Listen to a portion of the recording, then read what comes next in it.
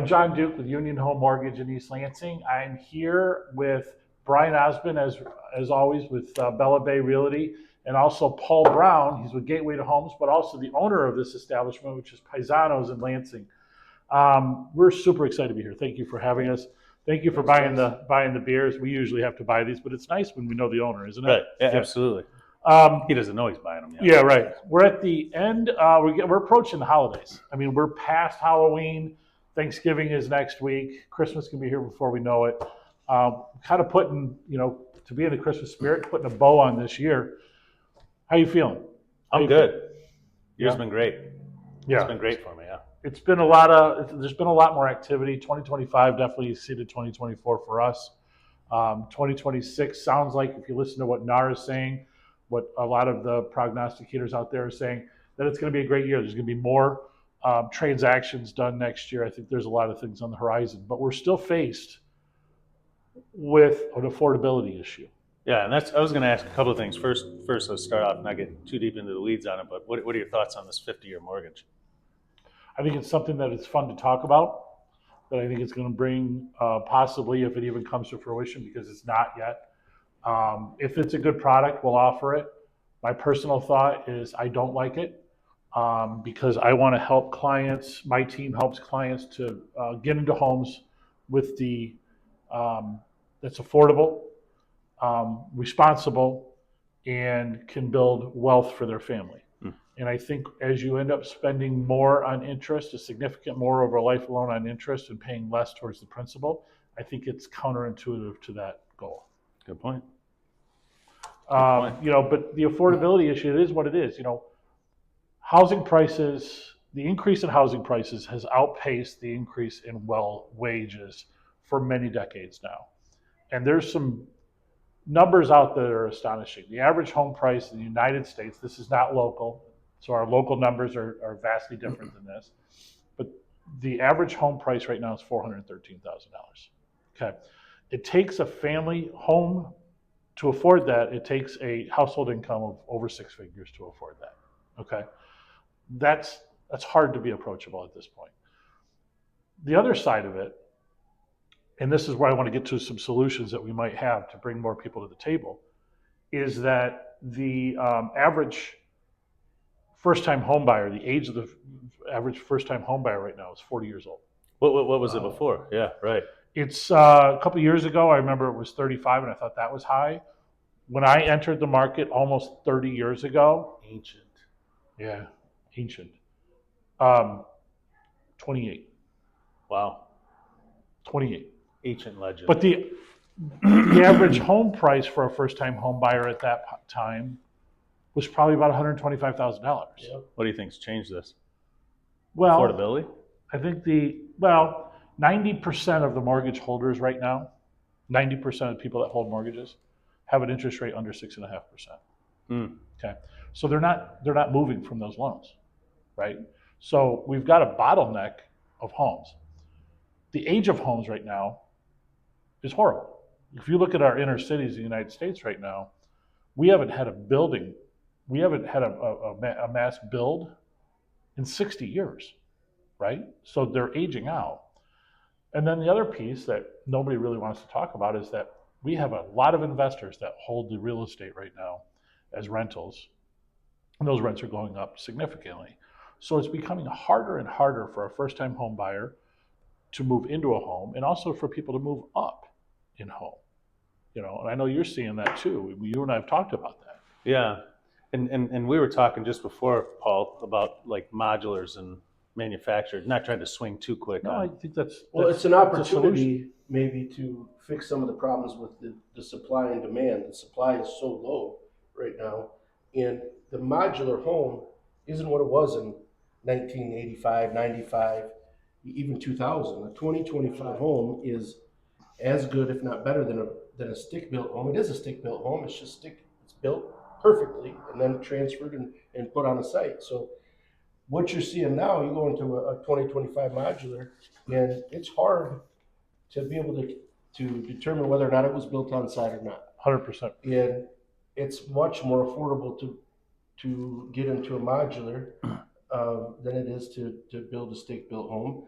you're stuck with the options that they give you. But even those options have become Yeah. a lot. There's a lot more opportunity for those. They're too. wonderful. So, They're beautiful homes. I've walked through a few of them. I've been on some webinars where I've seen the product, face to face, and it's a great product.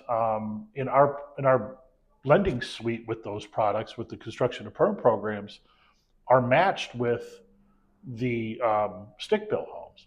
And why that's important, it's not a commercial necessarily for my business, but what it is saying is that Fannie and Freddie and Ginnie Mae and VA, they like the product too, right? even VA. They like the manufacturer. So a veteran can get into that home with zero down, a modular home.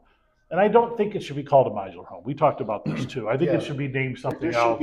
There should be another definition or another name for you got the manufacturer, the modular, and then what's next? Yeah. What's the You know, the 2025 Something to take away the version? stigma name of the cheap. Yeah. Or and quality underbuilt. control is Yeah, completely quality. different. We're Yeah. talking, what we're really talking about overall in the whole market is affordability. And things are changing right now. And I think what's going to happen over the next several months, I do think that we're going to get some relief from the Fed. And well, let me recast that, because the Fed does not determine mortgage rates. But I do think that the tide is starting to turn. If we get this 10-year below 4%, I think that that's going to help. What it does, though, is it brings more buyers in. When you bring more buyers in, that increases prices. So that kind of conflates that issue, right? But the other side of this is that we've got manufactured home builds, which could do this. We have grant and DPA programs that can help with the down payment programs. And we're starting to see builders make some price concessions on even the higher end side. There was, I read you some information the other day that the average amount that they're decreasing their prices and offering concessions or offering buy downs is about 6%, right? And it's the most we've seen in a long time. So the tide is turning, but to go back to what you asked, I don't think personally 50-year mortgage is the issue, is the solution. I also don't think lowering credit scores, which has been news recently for Fannie and Freddie, that they want to lower the credit score guidelines. I think the barrier of entry should not go lower for bring more people in.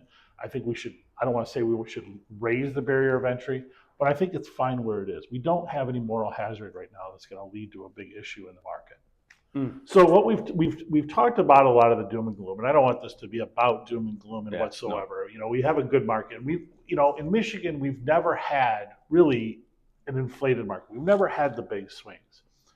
But speak to me now, you guys. I want to hear from you guys about the current status of inventory when it comes to real estate in our market, right here in the Lansing area. Currently, from where I'm at, it's double from where it was in the beginning of the year. It's actually increased almost double since since 2020. But I don't, Paul has Still a long ways away from what's normal, Right. what we used to think was normal. Yeah. 25 years ago, we would run, and just our local association, 1,500, north of 1,500, maybe close to 2,000 homes in inventory with vacant land, homes, from zero or $5,000 all the way up to $1 million+ in inventory. Now we're at 900. Yeah. So we're getting to a point where we're probably a good buyer's market Approaching that, I'd argue. and a good seller's market. So sellers can sell and there's buyers that can buy versus having 10 people bid on one house. Now there might be more homes for any given buyer to look at and not have to feel like they're in a panic. They won't have to do the buyer's guarantee or the appraisal guarantees and the things that we've been fighting over the last 5 or 6 years. So as inventory rises, it gets better for the buyer for sure.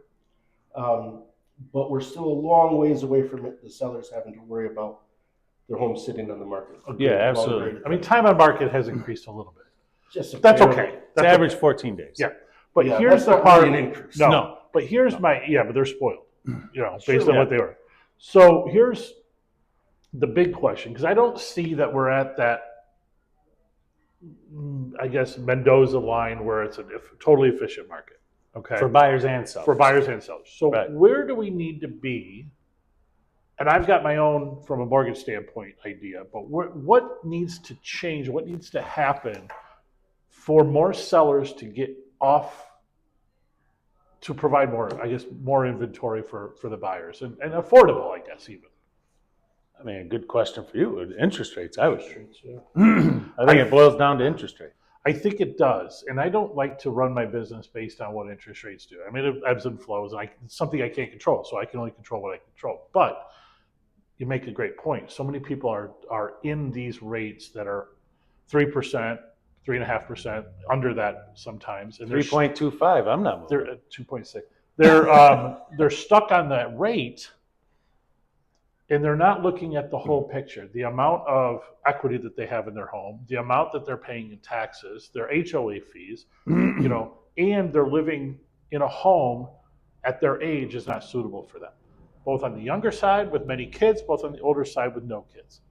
I think if we were able to get if the interest rates come down just enough, we're not going to get below. My personal, I don't think we're getting below 5.5% anytime soon, if ever. But I think it would move the needle a bit if we just got there. And we really need to get the sellers to start doing what is absolutely right for their family, and get off the rate. Yeah. Get off the rate, because talk to an expert. Financially, Yeah. it might be better for that person to sell. We'd love to talk to that person before they go to sell and say, look, idea of what you think you'd sell for. Here's the amount you have in equity, net of your fees. Here's where rates are today. Here's what you want to accomplish.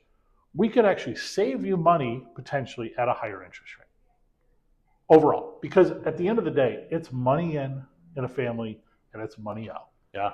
And we concentrate way too much on what that mortgage is. And I think this is a good time to not only plug Paisanos, but Paul, you've done a great job here.